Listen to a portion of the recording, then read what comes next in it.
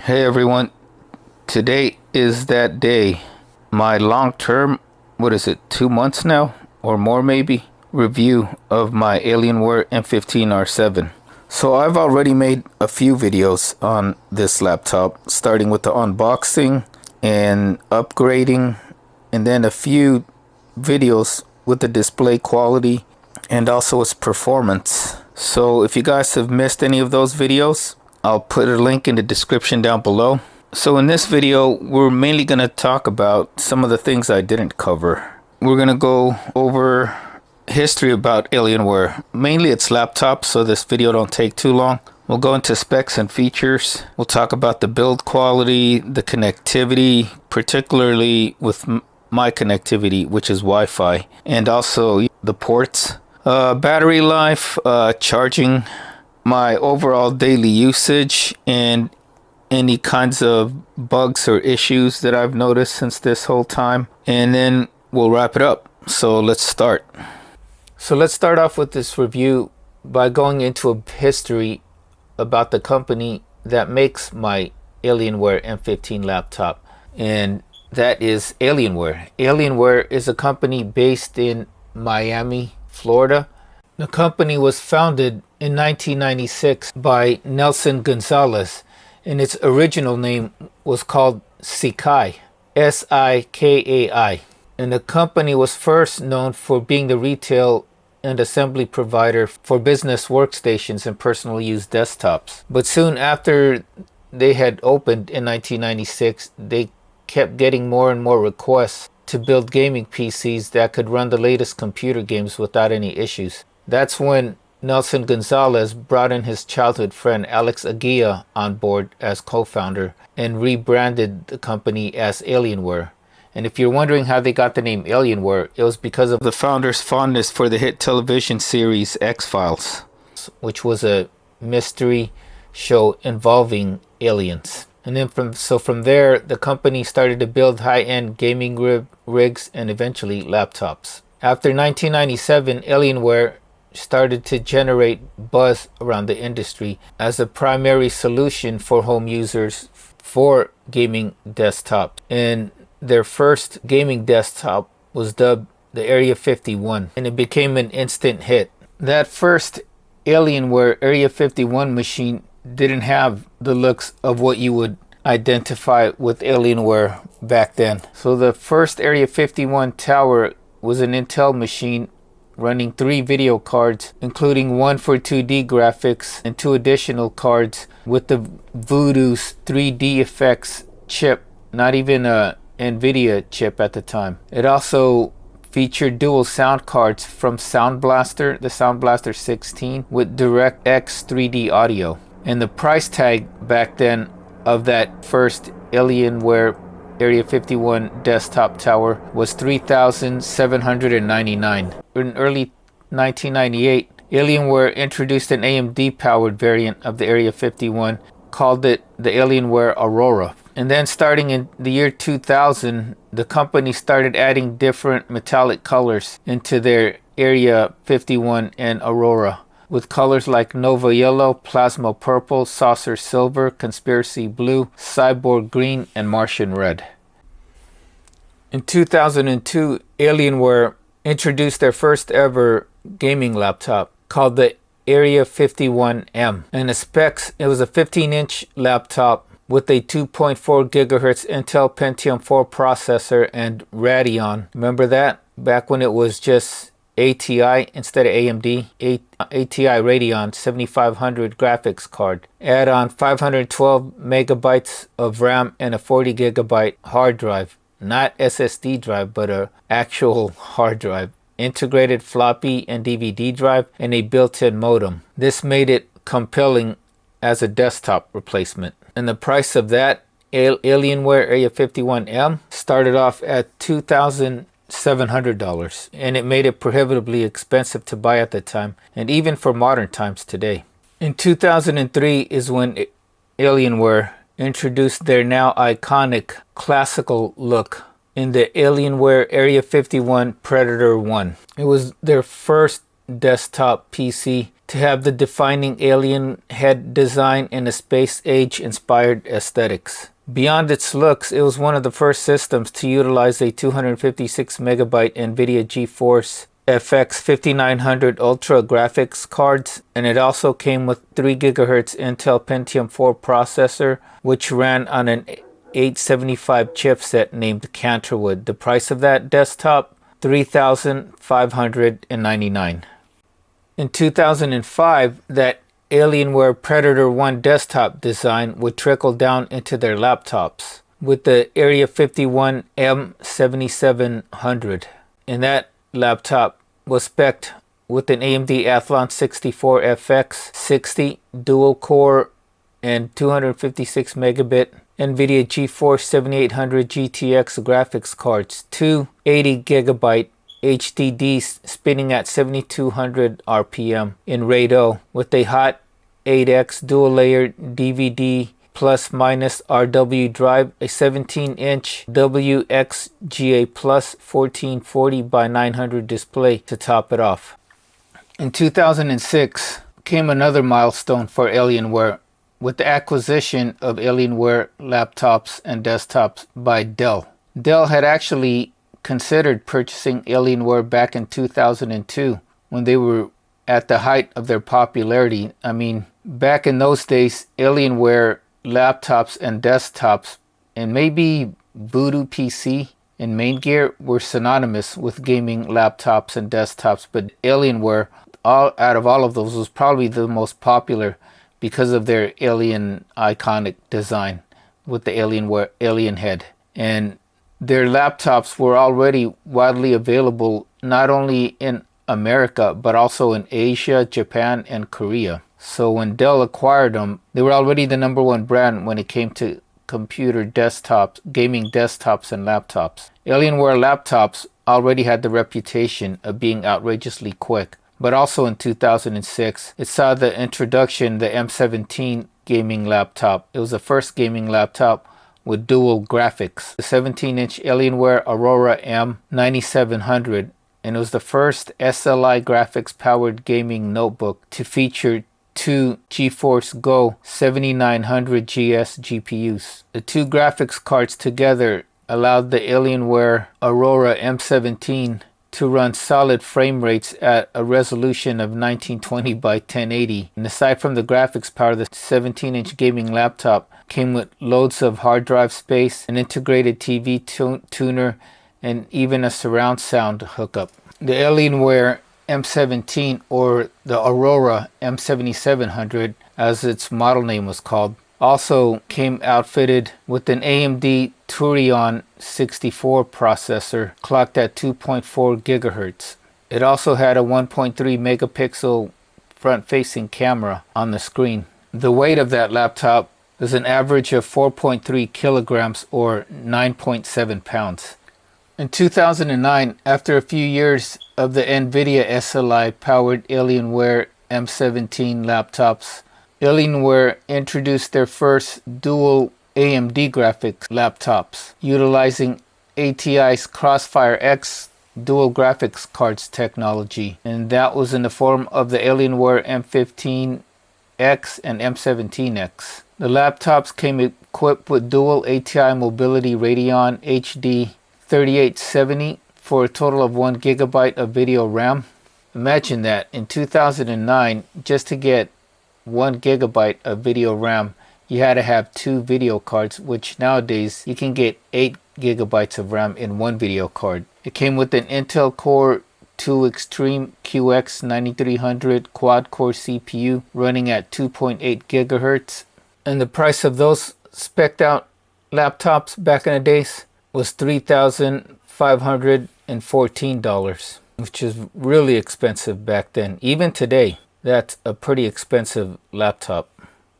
In 2010, Alienware introduced another first, the world's smallest gaming laptop, in the form of the M11X, an 11-inch gaming laptop, which is almost unthinkable at the time. The Alienware M11X included a discrete NVIDIA GT 335M graphics card, Intel Core Duo SU7300, an 11.6-inch LED WXGA 1366 by 768 display, 2 gigabytes of DDR3 memory, and either 500 gigabyte hard drive or 256 gigabyte SSD drive. And as for performance, the Alienware M11X had enough power to run such games at the time that were graphics intensive like Crysis at 720p and also Call of Duty at 30 frames per second. The M11X measured 11.3 by 9.2 by 1.3 inches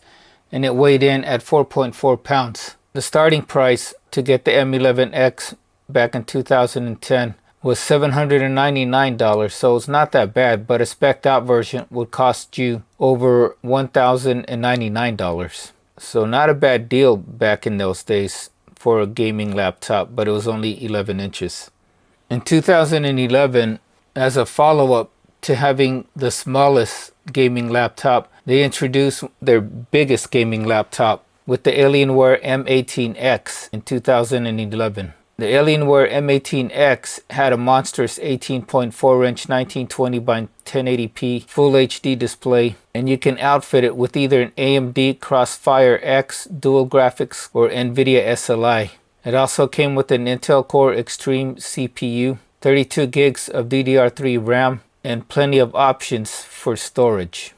In 2013, Alienware made another extreme makeover on their laptops, giving them a new suit of armor, building them out of aluminum and magnesium alloy. And the new laptops were announced as the Alienware 14, 17, and 18. The standard configuration for these laptops included a quad-core Intel Core i7 processor, dual NVIDIA GTX 765M, graphics cards with 2 gigabytes of GDDR5 RAM, and a 1080p display. In 2014, Alienware introduced their second smallest gaming laptop with the Alienware 13. It ditched the optical drive in favor of SSD drives, and the 13-inch notebook came with a 2560 by 1440p touch panel display and NVIDIA GTX 860M for graphics. In 2015 until the present day, Alienware started slimming down their 15 and 17-inch laptops with the new Alienware 17 and 15 respectively. The machines dropped the use of plastic in favor of carbon fiber to give it a stronger but lighter build. The laptops were also outfitted with the NVIDIA 980M graphics and Intel Skylake processors.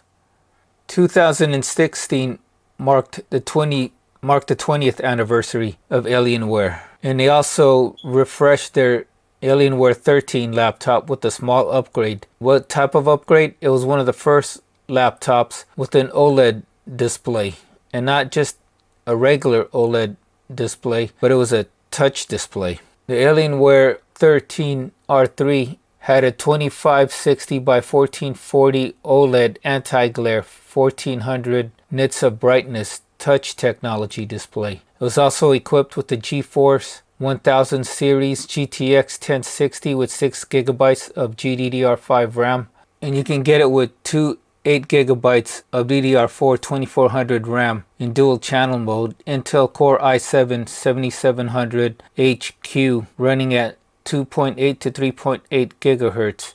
For storage, it had a NVMe 256 SSD drive, another first.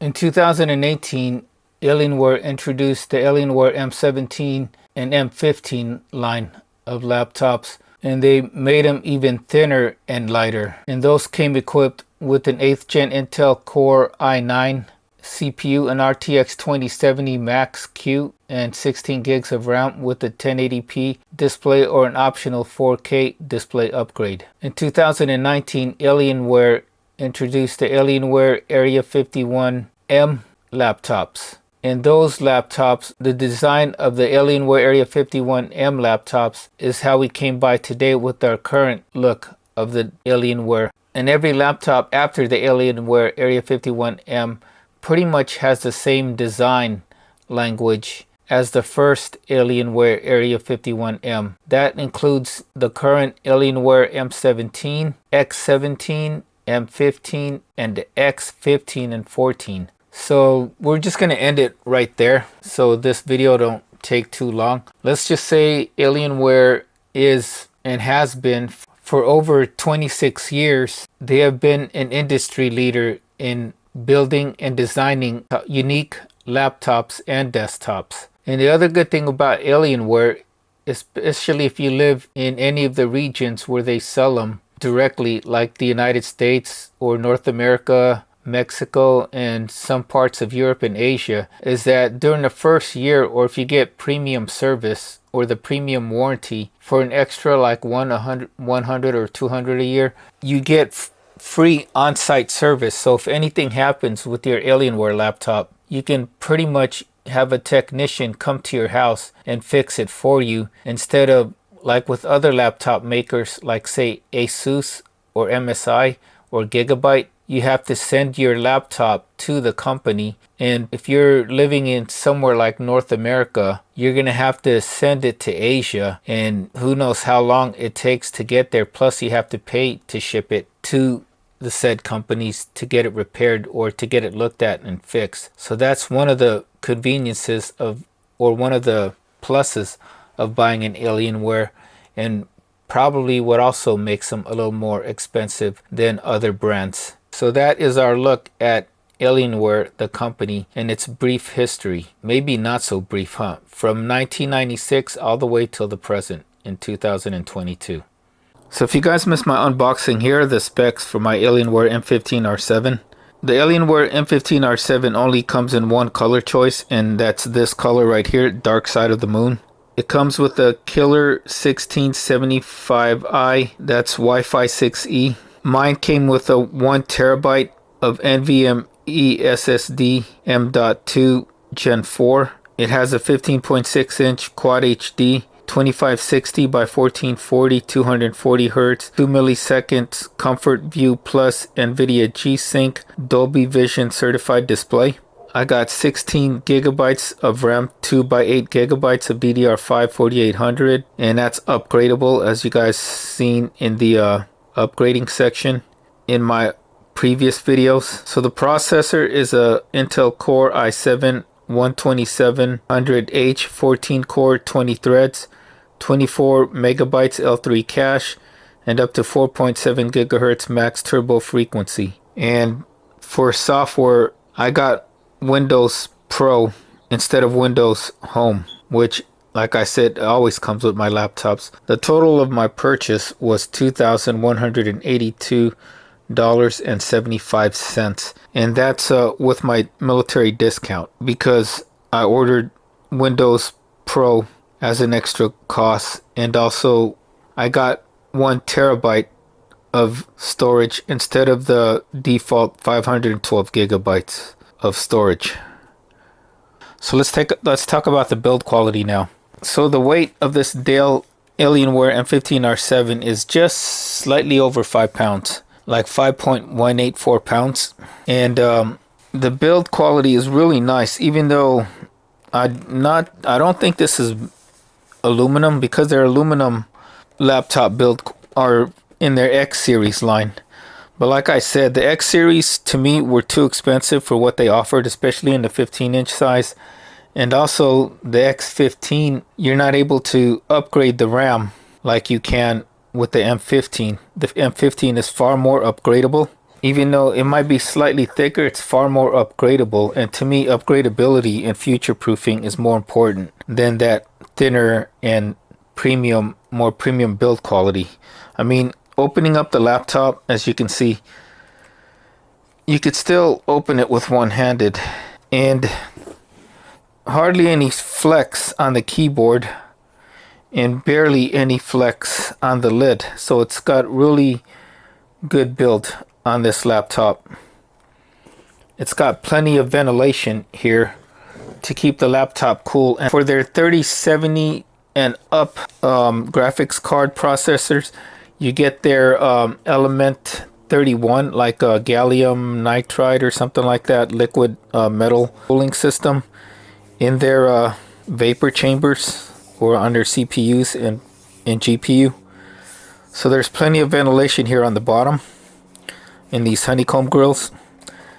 Here on the back, as you guys can see, and also here a little bit on the sides right here on this side and here on this side. Also on the bottom here is your speakers, your 2-channel speakers, I believe. And speaking of the speakers, since I'm already pointing them out, they're not the best.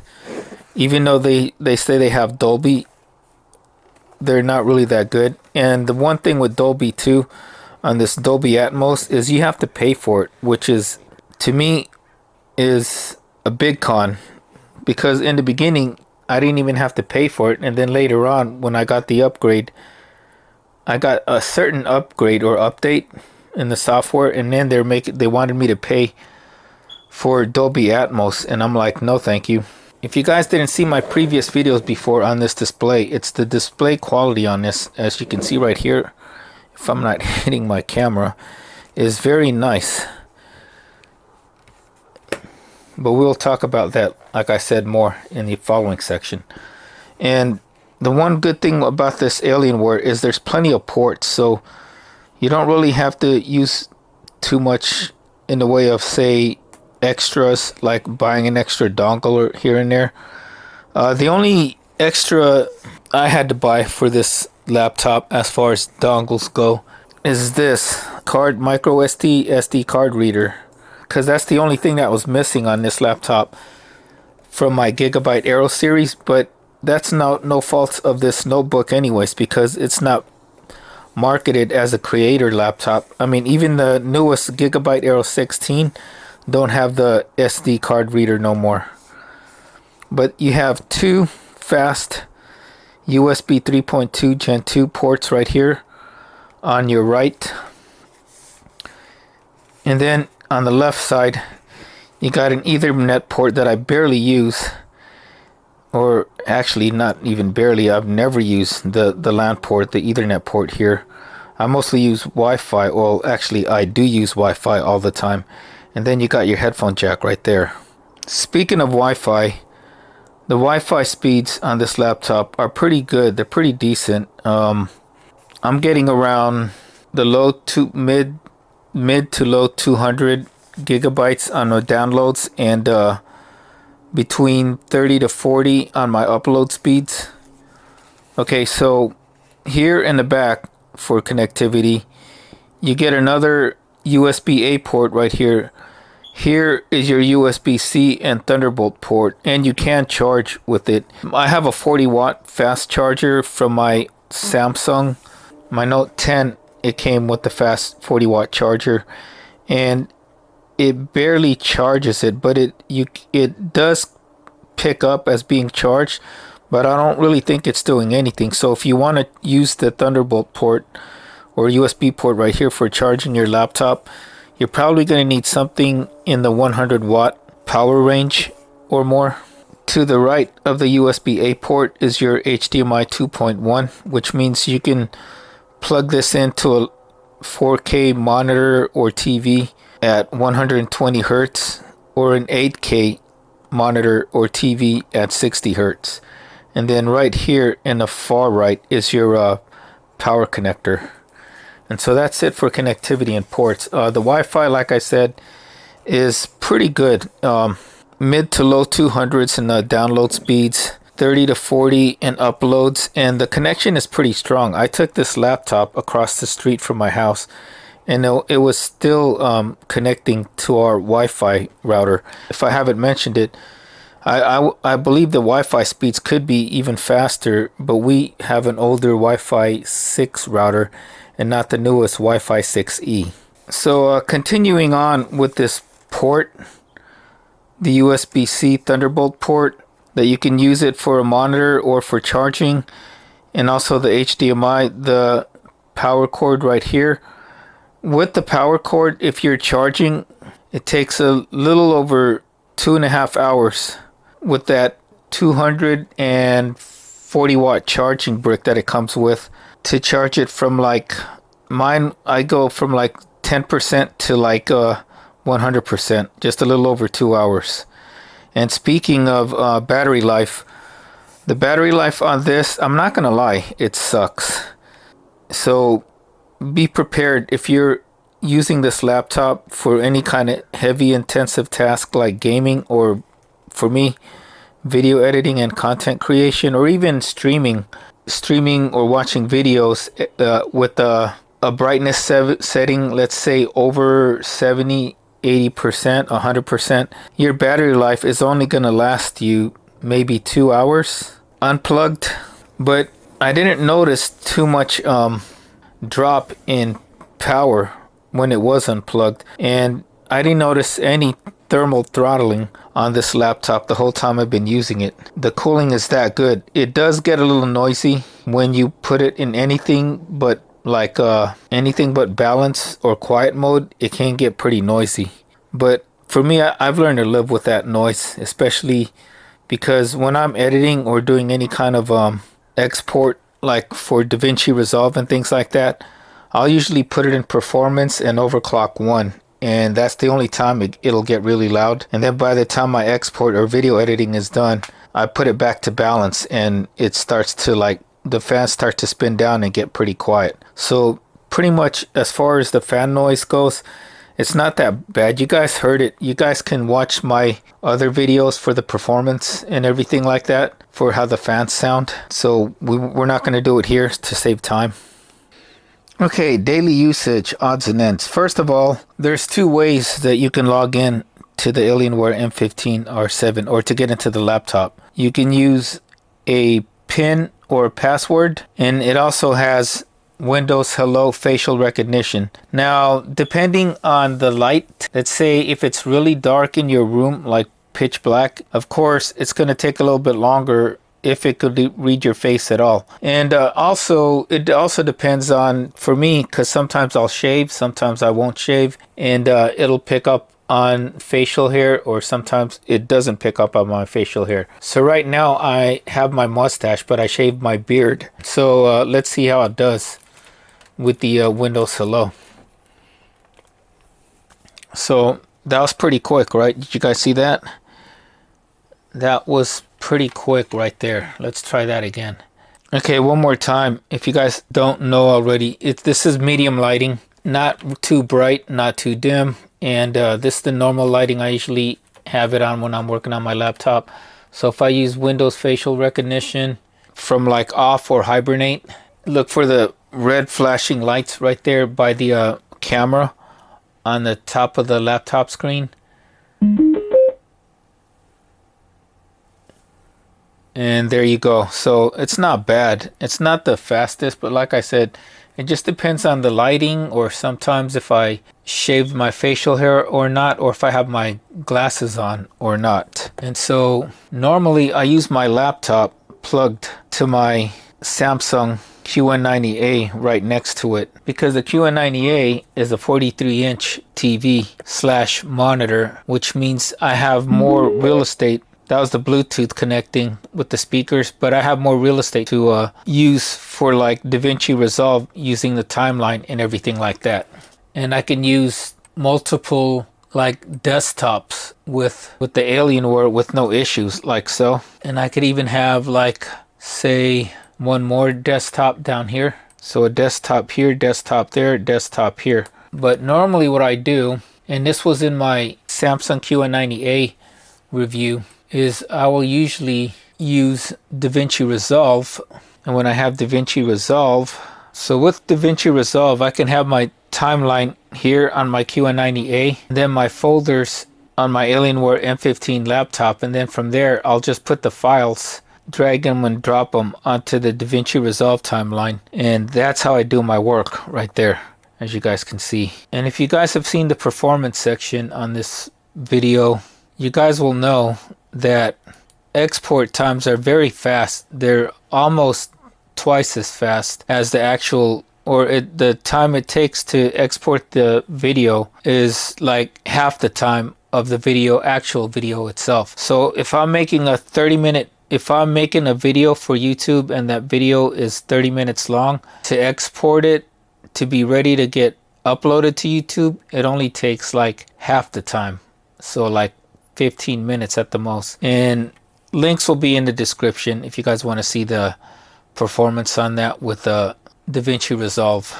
Did I mention how good this screen looks? I mean, look at this. And this is compared with the mini LED of the Samsung QN90A and then the Alienware right there. They're both, well, the Alienware I believe is an IPS display and the QN90A is a VA panel. But they've got pretty good, the Alienware has a very good screen for a gaming laptop. And like I said, it's one of the few gaming laptops that has very good color accuracy right out of the box. Like out of the box in Dolby Vision Vivid mode, I measured it at a delta E of 2.5. And if you guys don't know, watch the previous video, but a delta E of anything, like a delta E of close to 0 or less, is like the most accurate you can get as far as in colors. And so I got it calibrated to where now the delta E is like 1 or 1.5, from 2.5 to like 1 and 1.5, depending on if I'm in Dolby Vision or I'm in regular like standard, or what is it, bright mode. But I'll usually, like I said in the previous video, I'll usually leave it at Dolby Vision mode because that gives it the most the best contrast ratios as far as having the punchiest or the darkest blacks and the punchiest colors, with still getting that accuracy that you need for photo and video editing. So as you guys know, I don't really do gaming. I don't have time to game, but I did let my nephew game on my laptop, and I believe he was playing Valorant, and he was playing Valorant on my laptop with whatever the highest settings they have at 1440p, and he was averaging in the mid 200s to low 300s in frames per second, I believe. And it was matching up well when he was using this laptop for Valorant as my nephew's Alienware Aurora desktop with a RTX 2070 that he has. That's his Aurora desktop, Alienware Aurora desktop right there. And he was doing pretty much, the frame rates were almost identical with his Aurora desktop at 2070. Granted, his gaming monitor is only 1080p, whereas the Alienware M15 R7 is a 1440p desktop. But they were both averaging the frame rates, as you guys can see right there, in the 200 frames per second on his 1080p monitor at 240 hertz 1080p monitor, where my Alienware M15 R7 is a 240 hertz 1440p monitor. So pretty much no issues when it comes to gaming on this laptop, at least for certain titles. I'm not sure. You guys can correct me in the comments below if if you guys play Valorant, if it's a graphics intensive game or not.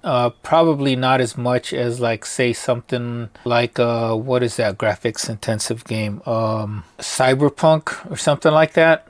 But it's still, you know, for gaming, I don't think this would have any issues with the newest titles, and with you know, high to medium quality settings and getting decent frame rates out of it. So gaming should be pretty good and smooth on this laptop if you have the proper settings. But like I said, I wouldn't really know because I don't really game at all. And the only one that has gamed on this laptop is, like I said, my nephew. And he didn't have any issues gaming on this laptop for hours on end when I let him borrow it for gaming. So that's enough of the daily usage and performance.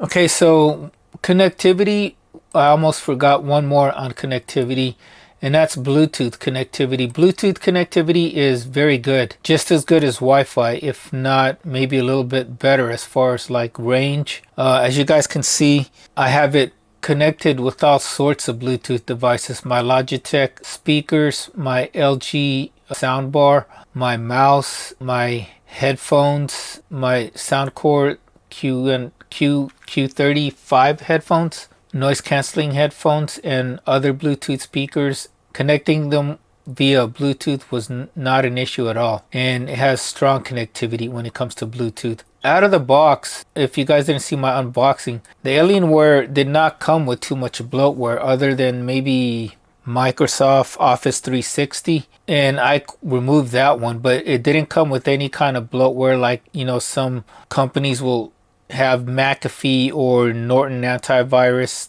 trial versions of them installed by default. They didn't have any of that, and some of the software that they do have were pretty useful, like the Dell Alienware support assistant is pretty nice. I use this maybe like once or twice a month for maintenance, for computer maintenance. So I'll use it to do like a maintenance on it, to get like check for your newest drivers, to scan your hardware, clean files, tune your performance, optimize your Wi-Fi and things like that. It also has one for removal of viruses or malware, but I have Kaspersky and Malwarebytes antivirus on this laptop that I have a subscription to, so that's what I use, because I think they want you to pay for an antivirus. I don't know which one, probably McAfee. So that comes in pretty handy. And the Alienware Command Center is pretty good, pretty useful tool for one, changing the performance of your computer so you can overclock it. You have overclock 1 and 2 or no overclock. You also get a fan speed and performance boost. So I have performance, quiet, full speed is what I normally use, either full speed or performance with overclock 1 when I'm doing editing. You have battery saver, balance is what I have it most of the times. And then on Dolby front, that one is not so useful. The Dolby for like the laptop itself, for the screen, like Dolby Vision, you can use. But if you want to use Dolby Atmos for your headphones and you go to setup, it's going to tell you to pay for a subscription, which I don't want to do. So as you can see right there, you need the premium account for Dolby. I already paid over $2,000 for this laptop, and for them to make you try to pay more to use Dolby Atmos for your speakers or headphones, there are worse things I could say about that, but I don't want to say it here, because like my daddy always told me, if you have nothing good to say, then don't say anything. And so I'm going to leave it at that. You can use Dolby Vision, as you can see right there, it says ready to use. But yeah, it's just to be able to use Dolby Atmos, to me, and you have to pay for it when you've already paid over $2,000 for the laptop itself, is just greedy on Dell and Alienware's part. So that's it when it comes to software. Out of the box, it's pretty clean software installation, and you could get Windows 11 Home or 11 Pro. If you do decide to get Windows 11 Pro like I did, it will take you longer. I'm not sure why it would take longer to get Windows Pro versus Windows Home, but it does. So that's that. So what else is there to talk about? I think that's pretty much it. If there's anything else that I may have missed, please let me know in the comments, and I will try to get back to you as soon as I am able to see and read those comments. Would I recommend this laptop?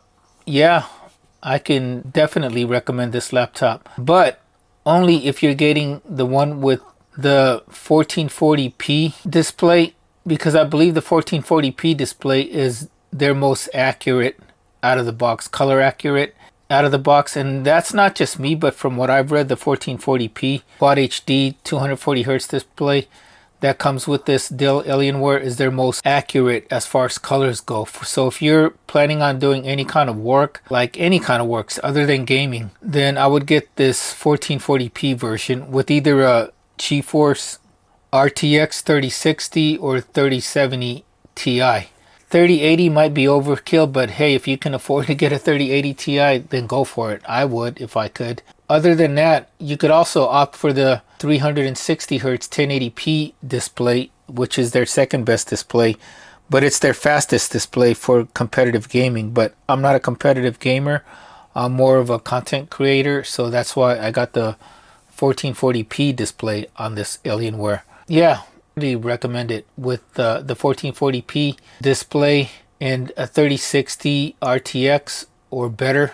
The default CPU that you get with this laptop is the Intel Core i7 12700H, 14 cores, 20 threads. The other CPU you can get is the i9, but based off of what I've seen and from what I've watched and read, the i9 offers not that much better performance than the i7, and it's a lot more expensive when you talk about price to performance, because they both have the same thermal design power TDP of 170 watts on this laptop. If you guys have missed my unboxing, what I mentioned in my unboxing was that most content creator laptops, even though they have the great screen, they're not going to have the performance of a gaming laptop because their TDP or thermal design power is not that big, or it's not that high as far as what you can push the CPU and graphics cards. So you're missing out on some of the power that you could actually get